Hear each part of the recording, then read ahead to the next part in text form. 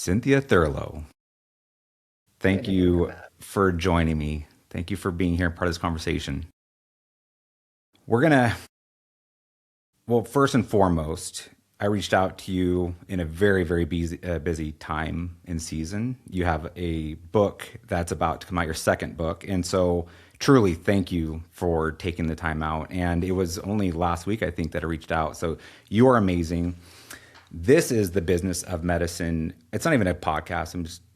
For whatever, I'm just going to say conversation, right? This is a conversation between an incredibly achieved clinician who has carved her own way in in medicine and in perimenopause, menopause, intermittent fasting, all kinds of things, and has created something that, as I work with clients all over the country, even abroad. I mean, I had a doc in Australia that follows you, loves you, wanted an introduction to you, and the whole thing. So your impact is very wide and it's deep, and so I want to talk about the business side of it. And to keep it kind of simple, the business of medicine is really sitting down with those who have, for the most part, really figured it out, right? Figured out how to build a meaningful, impactful practice.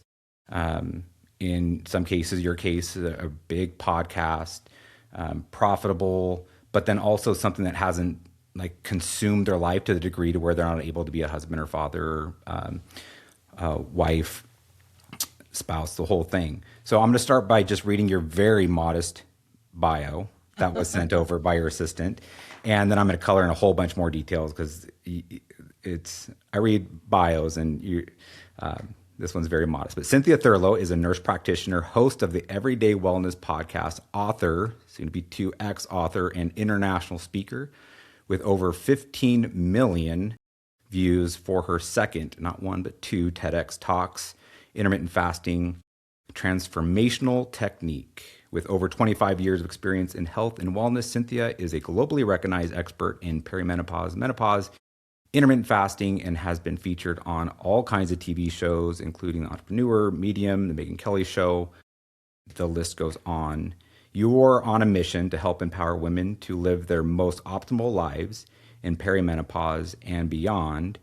And as we touched on briefly, your second book is coming out here in a couple weeks, The Menopause Gut.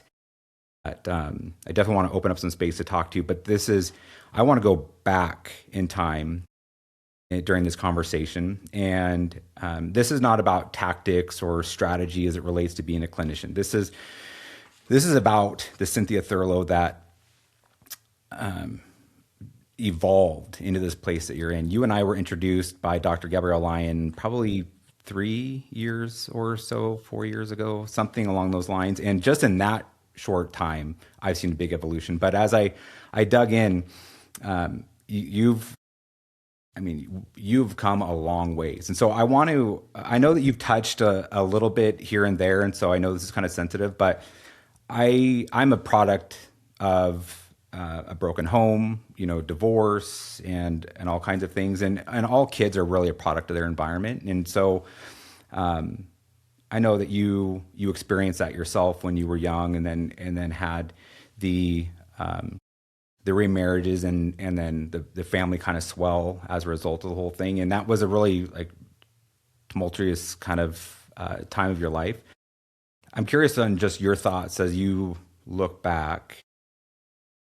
How did your younger self, that 5-year-old and beyond, sort of shape you as you started to see the world? Yeah, such a good question, Matt. I mean, to give everyone some context, I have had two parents that I grew up with. My dad, very smart, but likely never diagnosed with either PTSD from Vietnam and was on the spectrum, long-term alcoholic, very verbally and physically abusive growing up. And my mom, who is an overt, covert narcissist and also very verbally and physically abusive. And my parents got divorced when I was 7, and I remember being relieved. If you can imagine, like back in the 70s, no one's parents were getting divorced. It was like the last thing that any kid wants. And I remember just being relieved because there was so much so much conflict at home. I didn't grow up in a home where people were emotionally regulated. I don't even think I understood what that was.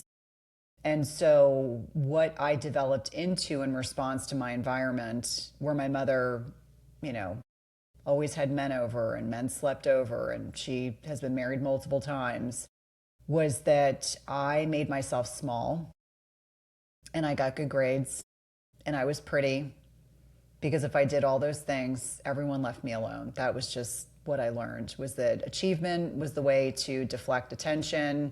And, I navigated a certain group of friends in high school, certain level of achievement. My parents were very hard on me about grades and looks and, all the things that I think, people that are not emotionally regulated or particularly healthy probably force their kids to focus on.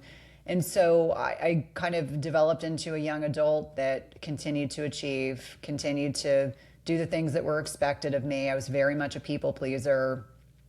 Not surprisingly, when I was in college, I originally thought I wanted to go to law school. I got in and then felt like that wasn't a good fit. One of the best decisions I ever made. No offense to any of the good attorneys that are out there, but I don't like to argue, so I don't know why I thought law school was going to be the next step. But I got a dog, and getting this dog really shifted my perspective. And so I suddenly got interested in veterinary medicine and human medicine. And so ended up going on to do a second degree, and then ultimately, and trained at arguably one of the best medical institutions in the United States. And it was the most incredible experience. It was one of the best decisions I've ever made. I didn't know if I'd be any good at any of these things. Went to graduate school at the same university, was in inner city Baltimore at a time when there were so many social issues. Having grown up in the suburbs, I had never seen some of these kind of social issues that patients experience. It was humbling. It was enticing. I was arguably around some of the most intelligent people I'd ever met, and I was learning at this exponential pace. And so I continued kind of plodding along, ended up in ER medicine, then ended up in clinical cardiology as an NP, met my husband at 30. And for a long time, I told myself I was never getting married because I didn't want to recreate what I grew up in. Like, I knew enough to know that what I grew up in was not normal, but I was so fearful that I might recreate what I grew up in. And so got married to my husband in 2003, another one of those big, really good decisions that I made. I remember my grandmother telling me at 18 that one of the most important decisions you will ever make is your choice in partner. And at the time I thought that sounded a little sexist, but I now realize she was absolutely brilliant. Yeah. And so I kind of plodded along, had two boys. And then probably, 15 years ago, when I realized how serious my older son's food allergies were, I started to pivot. I started to get much more interested in food. I was very interested in, why are we seeing escalating rates of allergies in young children? When I was growing up, there was like the one weird kid with a peanut allergy. Now all these kids have food allergies. And so that kind of pivot got me interested in looking at other things. And so probably 12 years ago, I did additional training, and then I was increasingly having a harder time going to work and towing the allopathic party line. Number one, I was a people pleaser in a very male-dominated field of cardiology. So you can imagine how the NPs were treated in many instances, although I had really good relationships with colleagues that were my age. And I felt like I was becoming increasingly disenfranchised with this model of, you come in with a symptom, you get a prescription. I was like, there's a larger conversation we're not having. I really think that lifestyle as medicine needs to be the focus, and then we layer in medication when that fails. And so 10 years ago today, I left traditional allopathic medicine. It was not an April Fool's joke.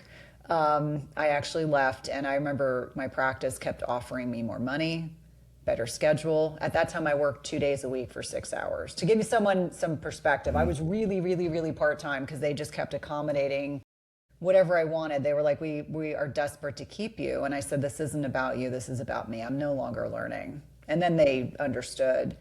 And so having zero business training, I took this massive leap of faith. My husband asked me if I was having a midlife crisis. And I said, no. But he said, I'll give you 2 years, and then you're going to have to go back to working regular hours. And so I spent, the next 6 months creating group programs, and I had women almost instantaneously that were interested in working with me. And so, one-on-one programs, group programs. 2 years later, I said to my husband, I think I want to borrow $5,000. I really want to do a TED Talk, and there's a company that will write my applications and give me some coaching. So And again, my husband was like, why do you want to do this? And I said, well, I believe in challenging myself. Honest to God, that was the whole impetus. I want to challenge myself. That seems like something that would be incredibly challenging. So 80 plus applications go out. I finally get a talk. First talk is in Toronto of December of 2018. At the same time, I accepted a second talk in March of 2019. And why this gets interesting is in the midst of the month before this talk was supposed to be given, I was hospitalized for 13 days. I almost died. I had a ruptured appendix, a slew of complications. And while I was in the hospital, in between feeling sorry for myself and really being very sick, I promised myself that if I got out of the hospital, I wanted to get home to my family and I wanted to do this talk. And of course, the organizers thought I'd lost my mind. They were really worried because I still had a ruptured appendix. They had not yet taken it out because I was so sick. I go on to deliver a talk 27 days later, that 2 months later, 6 weeks later, goes out and goes viral. And that changes everything. All of a sudden, my husband took me seriously. He thought I had, again, lost my mind. And it was within that 2 years. It was literally within that 2 year span of time. On the far end of the 2 years, right? So, I mean, it's April 1st, and then that talk went viral in May of 2019. So it was like a little more than 2. Yeah, I gave you a little bit of grace. Okay, so I want to pause you because there is so much there. There is so many different things that you had to overcome and battle through. So I want to just quickly go back to a couple of things you said. First thing, when you said you wanted to get small and the good grades and to be left alone, like why did you want to be left alone? And was that because of the physical abuse? There was so much physical and verbal abuse. Like the last time I was struck by my mother, I was 16 years old. So and it didn't matter what I did. When one of your parents that you live with is so volatile, my nervous system growing up in that environment was completely rewired. Like a kid that grows up in an environment where parents are loving and not yelling constantly and not hitting them. And so like I grew up in physical and emotional violence. I grew up in an environment where my body never felt safe. So I always use the example of the duck paddling across the water. The duck looks calm on the surface, but underneath is paddling furiously. And that is what my nervous system was doing, never feeling safe. So the way to be safe in the mind of an 8, 10, 12-year-old was to get quiet and get small. And I recall my paternal grandmother saying to me that I went from being a very happy child to being a very quiet child. The defense mechanism. Absolutely. So I was very, I'm an empath. So when I'm in the room, I can read the room. Like, what are my superpowers, Matt? I can generally read the room better than anybody, which means I can be a little bit of a chameleon. And I don't say that as a good thing. I mean, that is all, I've all worked through plenty of that in therapy. But when your parents are very focused on the physicality and very focused on how my achievement makes them look good, because it's not about me, it's about them. And so that's an interesting dynamic to grow up within. I can talk about that objectively now, but at the time, whatever is your norm is your norm. You don't realize that it's abnormal or maladaptive, but it's so different than how my children have grown up, like leaps and bounds beyond how I grew up, which means that much like I know for you and your family, it means you have to do a lot of work to be able to show up differently. And just recognize where our superpowers start and stop, right? Like we get really good at self-soothing and, not needing validation from others. We can self-validate a lot of times. What you got that I didn't get, that is a constant, work in progress is the empathy side of it. I actually ended up on the other side where if I'm not very careful, I could have a relationship just fall off of a cliff and it doesn't bother me. I had so many starts and stops relationally growing up with these men that would come and go that I just developed this ability to be like, oh, they're gone, no big deal, you know. Well, I have that too. You know what my Oh, nickname was in college? say it again in college. What? My college nickname, Ice Queen. Oh, is that, you're kidding? No, I'm not. Oh, In fact, wow. my male friends actually gave that to me. And it was because, in my Mm, mind, because of the way I grew up, I wasn't like, I always had really great relationships with women. I mean, that might be surprising to hear, but I think that's what probably saved me was that I always had really solid girlfriends throughout my entire life. Like the friend you can call in the middle of the night because you need them and they will be there for you yeah. kind of friends. Yeah. But with men, because I had my father is one example, my stepfather was a freaking creep, and we could probably unpack that about completely inappropriate comments, attention, etc. That I didn't trust men. And so Mm, if I didn't trust men, it meant I never let my guard down. And so I would leave someone before they would leave me, or I just treated people horribly. And it was because I was, I was icy. It was, I'm here for my own needs. I don't care about yours. And I'm sure over the course of my young life, I probably hurt a lot of people in a way that I'm not proud of. mm, And it was easier for me to just pretend like like a little light bulb will go off in my brain. I'm like, I'm done with you. mm-hmm. You don't exist. Yeah. So I do have that side. And I Okay. think that it's protective. I think in many ways, if I couldn't protect myself from my father or stepfather, I could sure as heck protect myself from anybody else. Right. Yeah. Yeah. Interesting. Interesting. So we both definitely share that in common. Um, okay. So that's helpful because we all have our story. We all have our upbringing. Some of them are messier than others, but it really, I've seen both sides. Like you're very, you're like a razor blade. Like you're very you're always super on point, whether it is intellectually, it's your preparedness. I mean, when we worked together, you always showed up, not just on time, but you had notes, we would talk about previous, but then there's the side of you too, where when it comes to your boys and lacrosse and being a mom, and then Todd had some medical stuff, like you're on point all the time, but we all have two sides to ourselves, right? It's just some are more blunt than others, and I've always appreciated that about you, because for the most part you're very predictable. Every once in a while, like, dang, Cynthia, where'd that come from? But I want to go back. So today, 10 years ago today, April 1st, 2016, you kind of gloss over the fact that you fell out of love with the big hospital, care system, what was happening there,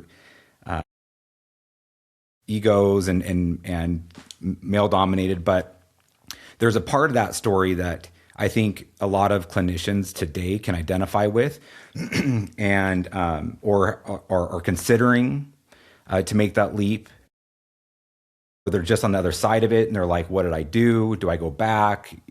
They may have different levels of support, but it wasn't a clean break for you. So here you were in the major healthcare system. I mean, you didn't say where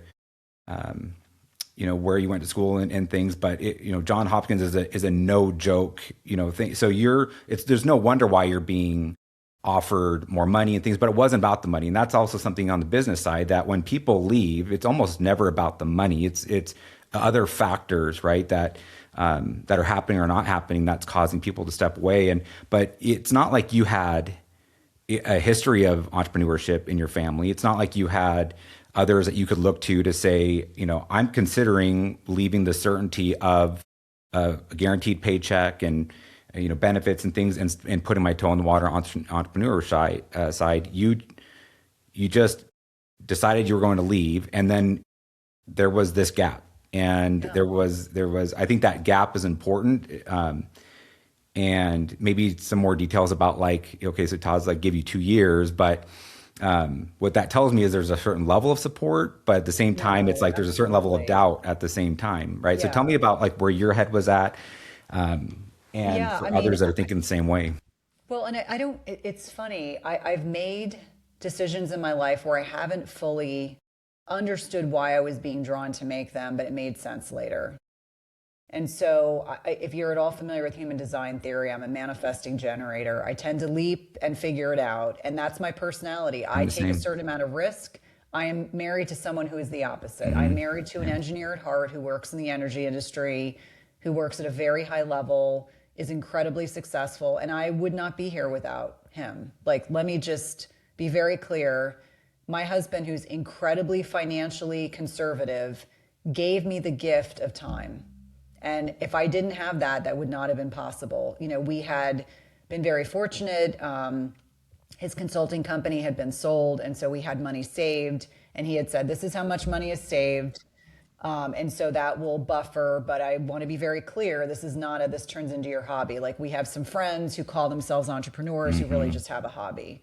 And I was like, "Oh no, I'm serious.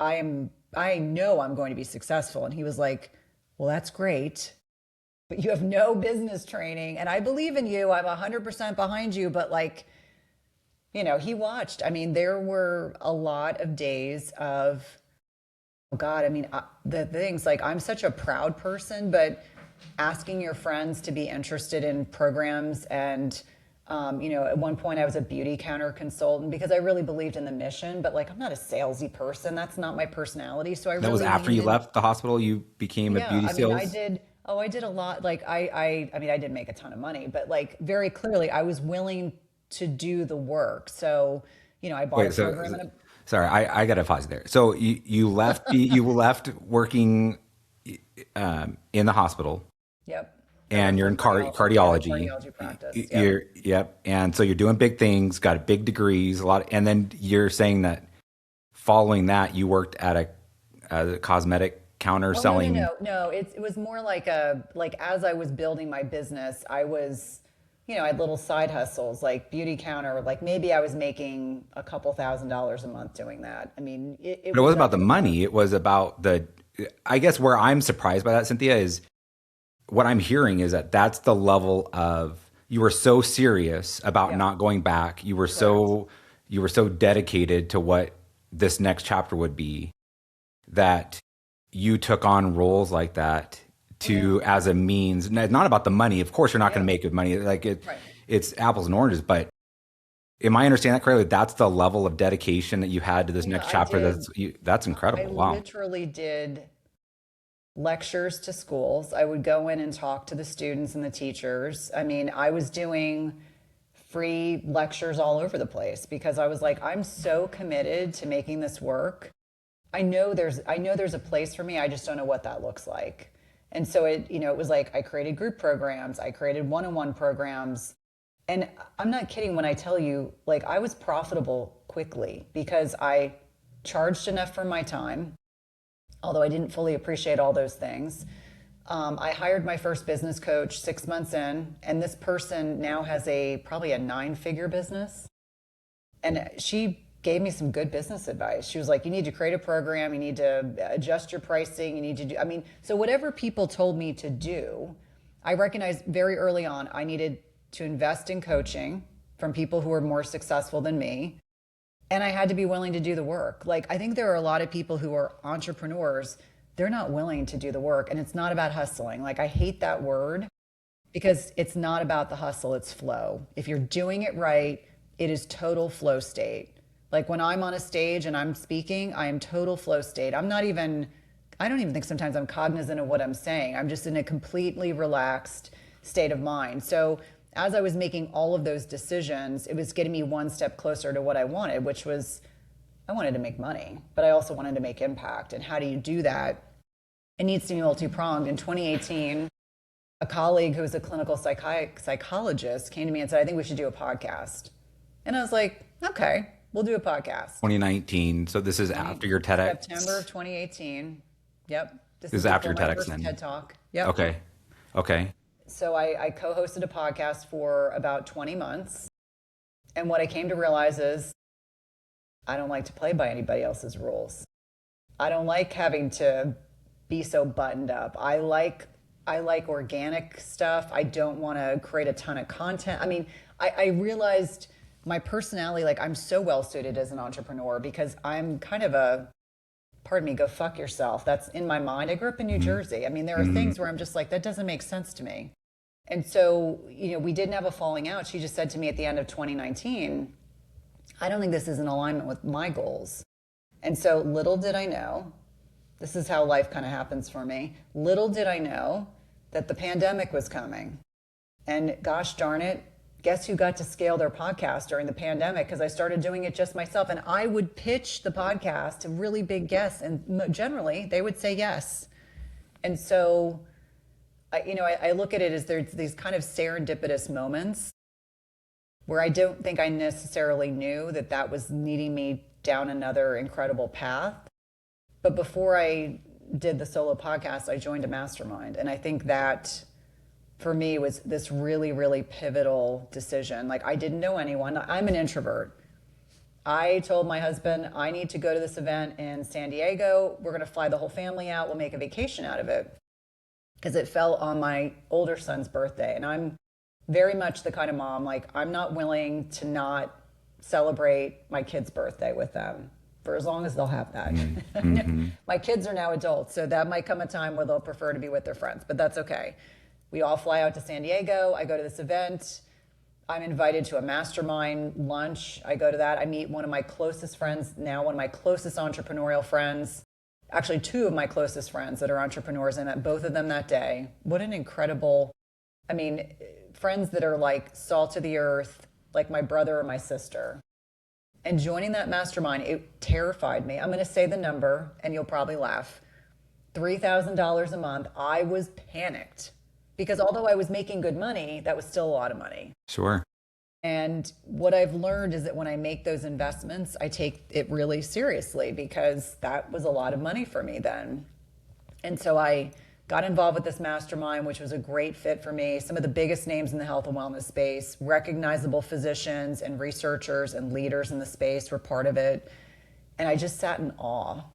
I had such terrible imposter syndrome at the first event I went to, like horrible. Or were you thinking that at an event, why were you feeling that way? Yeah, so the very first mastermind event after that initial event, it was, like 50 of us in a room. Okay, so it was still a smaller kind of event. So you're looking around the room thinking, I don't belong here. These are people I followed for years, and holy shit, I'm in the same mastermind with them. And so I recall one of the co-leaders of this mastermind, he walked up to me because he was watching me over a couple of days and I was looking a little dejected. And he said, "You deserve to be here." And it was like, there was something about hearing that validation for me was so sobering. Like, you deserve to be here. Because I think that for such a long period of time, I kind of felt like a imposter. I don't know how else to describe it. Like, I'm a clinician, but now I'm not doing that kind of traditional work. And at the time in my state, nurse practitioners could not function autonomously. So I really did do lifestyle as medicine and worked very closely with a lot of internal medicine people. So I was functioning within the scope of my role, but not doing, and later I was fully autonomous. But it was such a pivotal moment. And then, of course, a couple of months later, the pandemic happens. But that lifeline to that group, I think, was pivotal for me because everything that they taught me to do, I did. And in fact, they said, "You are so coachable." And I said, this is a lot of money for me. This is not like some of these people, they make that in a day or they make that in an hour. And, that was a large investment. And the irony is, that was 2019. And 2022, I was like their entrepreneur of the year. Like my business had literally gone from 0 to 60 in that short span of time and then just continued to become more and more profitable from there. But I think it really speaks to, you have to believe in yourself enough. And then you have to be willing to make investments like along the way, we all make these investments in ourselves and in our business, but you have to be willing to do that. Like if the investment makes you hold your breath, then it's probably the right one. We It had a should be, it should conversation be about that in Miami, didn't right. we? Yeah. Yeah. I mean, and you have to phrase it as an investment, because if you say, oh, it's a cost or it's expensive, I'm like, those are all limiting beliefs. Like you have to look at it as I'm investing in myself and in my business. And in doing so, I'm going to drive my business farther than I would have on my own. So let me ask you this. So you went from being a child that was all about like, let me be small and let me not be noticed. Let me just kind of like exist and nobody see me, look at me. I'm going to check all the boxes. That way nobody directs their attention to my, and that's a very like scarcity type mindset by way of like, I don't want abundance. I don't want abundance of attention or, anything. But then there's this clearly there's stories within this whole story about how you evolved, because one thing that stood out to me really is within 6 months you're hiring your first coach. Within 6 months you're doing these investments, but yet you didn't work around entrepreneurs. You didn't have entrepreneurs into your, so you're already, it's something that already happened. A series of things have already happened that tells you to expand and to be looking outward. But then, what really stood out to me is, so when whoever it was that approached you at the conference mastermind that said, you deserve to be here. Why is it that those weren't just words? Like, why did that actually land with you and create this like paradigm shift? Yeah, I mean, there's definitely like something that's important to note is that when I was in fifth grade, I was just talking about this the other day to a friend. When I was in fifth grade, Mr. Thompson at Allenwood Elementary School said to me, "You're so quiet. If you don't find your voice, I'm afraid you're going to get drowned out." And so he said, when you go to middle school, I want you to run for student government. And that very tiny, petite, quiet girl ran for student government every single year. I won for classroom, everything, vice president of my class. I mean, through all of high school, went to college, same thing in my sorority. And so I slowly kind of found my place where I could be in a position where I was in front of other people and I was confident, but it was always from the position of like, I want to educate or I want to inspire people. It was not like, hey, look at me, I'm so awesome. Like it's not that there's a lack of ego, because obviously there's an ego, I'm a human being, but it's always from a good place. And even now, like when I did a lot of lectures for my practice that I used to go all over the place. I love doing that. Did a lot of TV work. My performing persona is Lola, honest to God. This is how I boiled it down to. My therapist and I've unpacked it. Sasha Fierce. Yeah, so it's like when I'm in that mode, I'm completely comfortable and confident because I'm in an education. I'm helping people, I'm inspiring people, versus it's very different than an egomaniacal, narcissistic, kind of like, look at me, like that is so far from where I am. But you're right, as someone who's an entrepreneur, you are the face of your business. I can tell you that medicine tends to attract an interesting crowd. I think there's a lot of introverts in medicine, but you get to control a lot. What I found funny was when I went from being, primarily clinician to being an entrepreneur, I was like, oh, I got to step up my game. I'm not wearing a lab coat. I actually need to make more of a concerted effort to, be fashionable or feel good in my skin or like curl my hair or put some makeup on, because when you're in scrubs and I have my hair in a bun, it's just a different dynamic. And so I think that for everyone listening, I think especially for the introverts that are out there, it can feel a little daunting, at least initially, that you realize like you are the face of your business. Like you are showing people what is possible. Like obviously my niche is really perimenopause and menopause, and people are sometimes surprised to know that I'm 54 years old. But I remind people, I'm like, listen, there are so many things that are possible. And a lot of what I talk about are things I do exactly, like the way I eat, the way I exercise, the prioritization of sleep, having healthy relationships, which shows up for me in my business. Because like there are plenty of entrepreneurs, I'm sure you know them too. They're really successful, but they have nothing outside of that. Yeah. They don't have a healthy marriage. They don't have great relationships with their kids. And I would be the first person to say, my grounding rod in my life is my husband. Like, full stop. He is my litmus test. He's the one who tells me to get my head out of my ass or tells me I'm right or wrong. I take his opinion really seriously, but the other grounding rod in my life are my kids, and they know that. So, you know, I think that you have to have something outside of the entrepreneurial set, job role. Otherwise, it can get pretty toxic because as I recall many years ago, there was this really amazing female cardiologist I work with. Her name was Dr. Ann Safko. Ann was probably 10 years older than me. She never had kids. She had a dog she had a really close relationship with and had been married. And she used to say to me, Cynthia, you need to understand, we could be here all day and all night. There'd still be work to do. And I take that into the entrepreneurial space. The work is never done. At some point, you have to have boundaries. At some point, you have to say no. Like, I'll give you an example. Next week, I'm going back out to LA to do more podcasts. And this one podcast, it's a pretty big podcast. And the producer yesterday decides that we need to have a conversation before next week.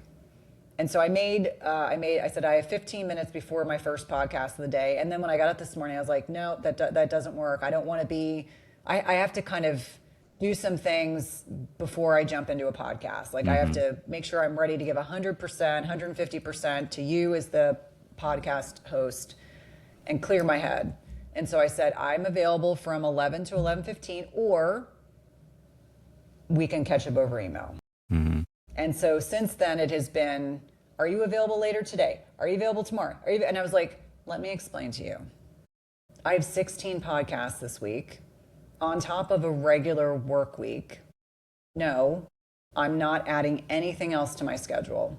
And I said, and transparently, unless there's something dire, like I'm an easy interview. Like you lob me a ball and I will run with it. And I will ensure that all of my answers are of high value to your community. Boundaries are important because without them, you will be more tired, more ragged, more irritable, more grumpy.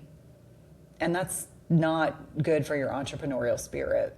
So I interject that as one of many examples of me fully being able to say no and just not explaining myself. Like, no, I'm not available. No, I can't do that. No, I'm not adding one more thing to my day. I'm like, we are like up to here. Yeah. And so for those that are in more of a place of desperation, or they're not getting chased down the way that you are, but they're feeling the impact at home. Like you have these two very clear lightning rods that are personal related, and it's something that I have to work through with a number of clients where they've been doing that. They've just been grinding and hustling and all the things that you and I hate to see happening when somebody's an entrepreneur, because we get into space to be able to have time freedom and money freedom. And yes, our days are full, but it's by design, right? And that's a very, you're not handcuffed to a job just because you have a full calendar. But that's different than others who are just like, they're just white knuckling it. And so one of the things that you're being very clear about, which is massively important, is being good at saying no, and understanding priorities and understanding what to say yes to versus what to say no to. But you say, like in medicine, it's like there's always something more to do. That's the way it is in entrepreneurship. Before I became an entrepreneur, I was in law enforcement. Crime never stops. It's like it doesn't take holidays or evenings, weekends off, right? But you just have to know when to turn it off. So what are as you look back and knowing what your schedule is, I want to start wrapping this up, but I want I would like for people to hear and again, I'm looking at this through the lens of so many others that want to accomplish, because we haven't even gotten into your podcast, and that's like, professionally one of the loves of your life. And are you 150,000 a month download was the last number I had. You're probably well north of that now at this point. Yeah, it's more like 400 to 450,000. That's amazing. That's so incredible. Yeah. That's amazing. So we haven't even gotten into the whole podcast situation or things, but you didn't get here overnight, right? In 2016, 10 years ago today, you left. You took a leap of faith. You worked at cosmetic counters and free speaking engagements. I guess if you were to look back at 10 years ago today, having a decade's now worth of experience, and give yourself advice and the do's and don'ts, things you would do again, but things you would do very differently, what advice might you give yourself? I don't know if I would change anything, Matt, to be honest with you, because things kind of fell into place. I mean, one thing I didn't mention, but I think is relevant to this conversation, was it was exactly 2 years to the day that I made more in a month than I did in the entire year. And I remember I was, literally flying home from an event, looking at my phone, and I was like, are you freaking kidding me? Like, I remember I worked for a practice that would give us like $100, and they would say that was like a bonus at the end of the year. And I was like, that doesn't even buy groceries. Like, completely offensive. What do you even buy a tank of gas today? Yeah, I literally was like, are you kidding me? So I think that it's very easy to look at people that are successful and say, oh my gosh, that must have happened all overnight. It was like, incrementally every single year I was doing different things to move myself forward.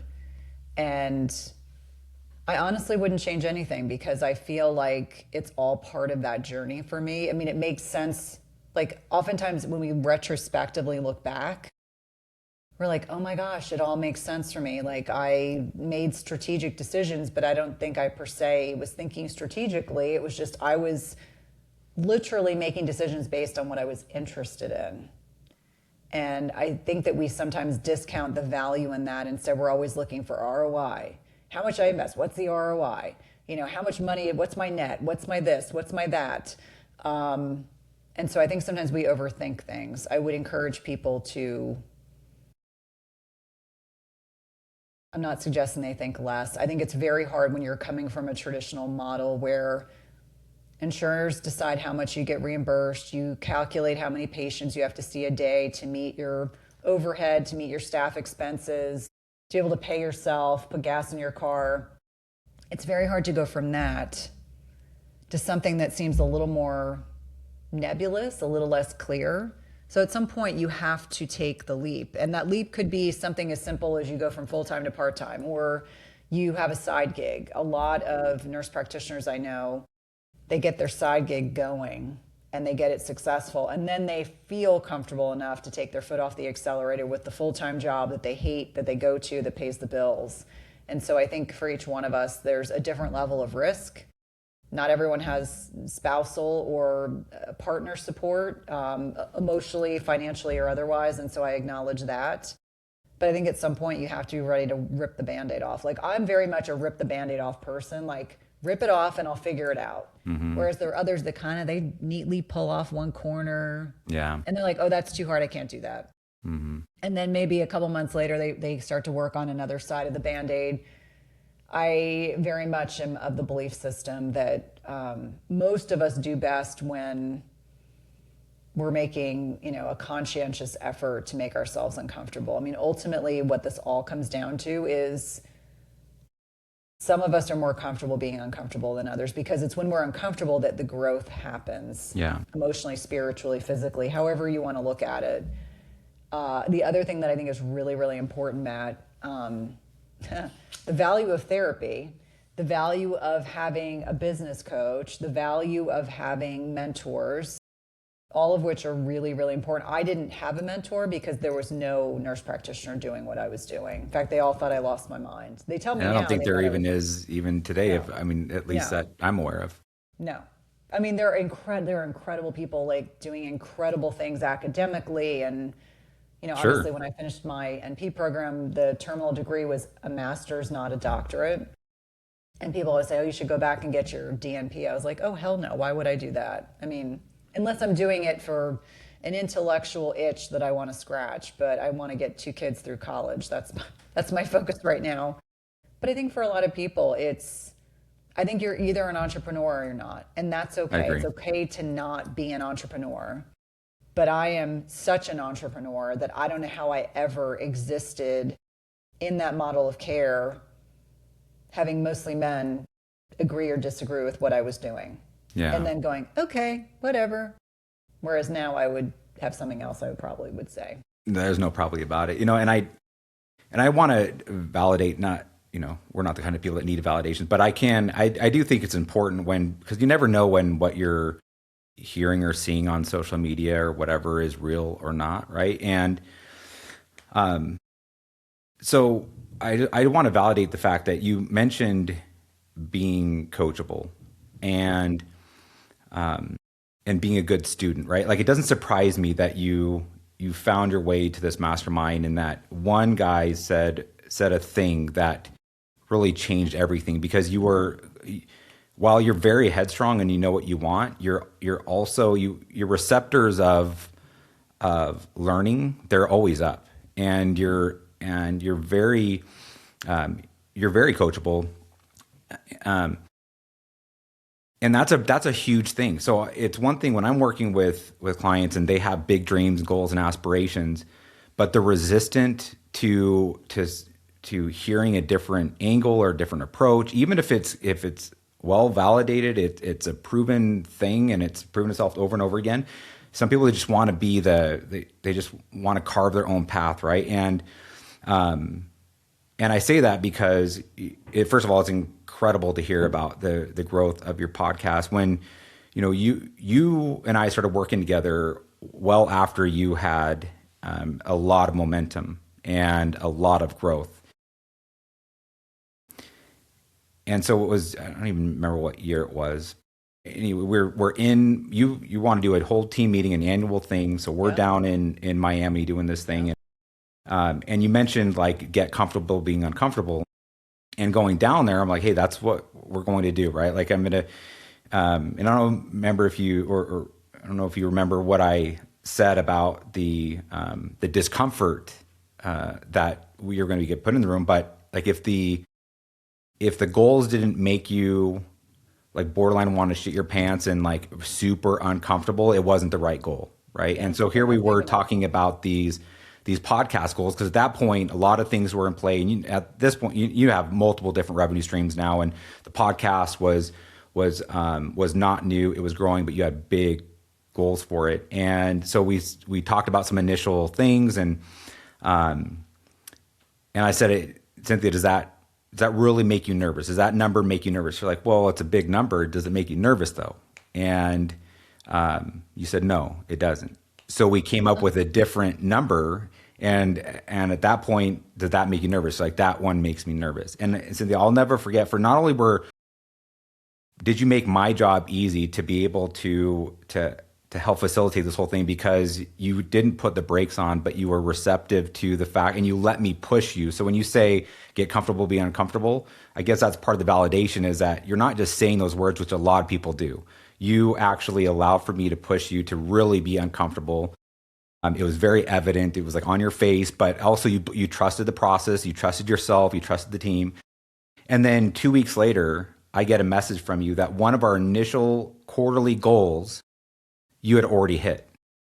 It was a quarterly goal that you'd already hit, because you just lashed onto that whole process, the whole goal, the whole strategy, everything, and you just went all in. And you had a team that rallied around to help make it happen as well. And that was like a real highlight in, like, it's feather in my cap to have been a part of that whole thing. But at the same time, it was you and your team that did it. And so I think there's some lessons there for those who they say that they want it, right? There's a difference between people, and this is health, relationships, you name it. Like, it's that saying, you can talk skinny, but if you eat fat, you're not going to be skinny, right? If you say you really want something, You have to put in the work.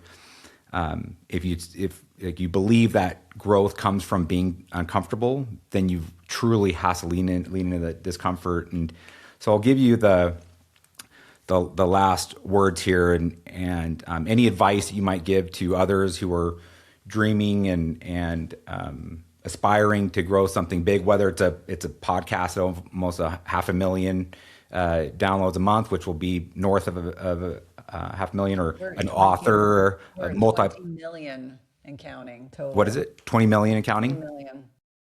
TEDx speaker with 15 million and counting. Which by the way, the TEDx thing wasn't until years afterwards, $5,000 loan, right? Like there's that saying, it takes 20 years to become an overnight success, right? So whatever somebody's pursuing, I want to be on the biggest stages, speaking with the biggest people in the industry. I want, massive podcasts with really nice checks each month from sponsors and deals and YouTube channel, whatever it is. What's your advice? Because you've checked a lot of these boxes. So what do you have to say for those it feels like maybe that's not even possible, but you're evidence that it really is? Yeah. I mean, I think that you have to get your mindset right, because entrepreneurship is not for the faint of heart. If you see some of the memes, it's like, you have a good day and then you have 5 bad days, and you have a good day, then you have 5 bad days. I mean, you have to be comfortable with a predictably unpredictable environment. When you were a cog in the wheel, going to work and getting a paycheck, it was fairly predictable. You show up for so many hours, every 2 weeks you get a paycheck. It does not work that way. You really do have to think differently. And that's why that mindset, like personal development, has made all of the difference. And it's a constant effort. It is not something like I read one book and that fixes everything. I would add to that personal development and therapy, whether it's somatic therapy, talk therapy, Reiki work, whatever it is. I do a little bit of everything, but the differentiator between myself and a lot of other entrepreneurs is that I'm constantly working on myself intellectually and in a way that it allows me to show up and be authentic. Because one thing that I hear from people when they meet me in person, they're like, oh my God, you're as down to earth as you sound on your podcast, or as an interview I saw you talking. And I'm like, that is because I'm very comfortable with myself. I know who I am. I know what my strengths are, and I play to them. And so I think for each one of us, part of the evolution as an entrepreneur is getting to know yourself better, because I know where my blind spots are. I know there's certain people that I will talk to, lean into, seek guidance from when, self-doubt or a feeling of rejection, and it happens. Like anyone that's listening, if any of you think I haven't been rejected a lot, I think I've got a pretty thick skin, but even I will occasionally take that to heart. And I'm like, it's not about me. It is not about me. It is about someone else. It's about timing. It's the universe saying it's not right now. If it's not this, it's something better. And so the sooner you can embrace that, you'll enjoy the journey a whole lot more. But if you don't tolerate anything that's totally, if you are uncomfortable with things being unpredictable, predictably unpredictable, then maybe being an entrepreneur is not the right job for you. And that's okay. Right. Not every clinician is meant to be an entrepreneur. In fact, most would not feel comfortable with that. But I would imagine with the way that healthcare is evolving right now, more and more people are starting to consider entrepreneurship as a way to have more control over the lack of control that they feel like they have in their business, or even how they choose to practice. I mean, that's another gigantic topic for another day. Yeah. But that's probably what I would say if I were going to make a recommendation. Well, as I said, the business of medicine, this whole discussion is it's simple.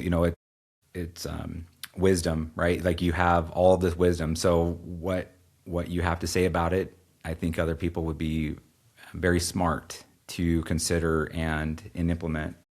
Yeah, thank you so very much for the time. You're right in the thick of your second book launch. The Menopause Gut, it comes out this month. Target and Barnes and Nobles, correct? anywhere Amazon, else? Books a Million. Yep. So it pretty much any of the big retailers have it. One of the things that becomes important is as you're getting closer to publication date is that it's kind of divided amongst retailers. Definitely one of these things that if you are a woman north of 35 or care for women in that age range, talking about the gut microbiome is oftentimes left out of the conversation for most patients. And perimenopause and menopause is not just about putting on an estrogen patch. Oftentimes the missing link for a lot of patients is gut health. And so I think as we better understand the gut microbiome and how it intersects with every other organ system in our body, I really think it's one of these kind of forgotten considerations for women as they're navigating middle age and beyond. Amazing, amazing. So go out, buy yourself a book, buy your friends a book, and consume it and benefit from it. My wife's 44; she's right in the thick of it, and I'm buying 10. I'm buying 10 books, and I'm giving them out. So thank you so much, Cynthia. I really, really appreciate it, and really look forward to the other side of the book launch and what the updates there. Thanks again. Thanks, Matt.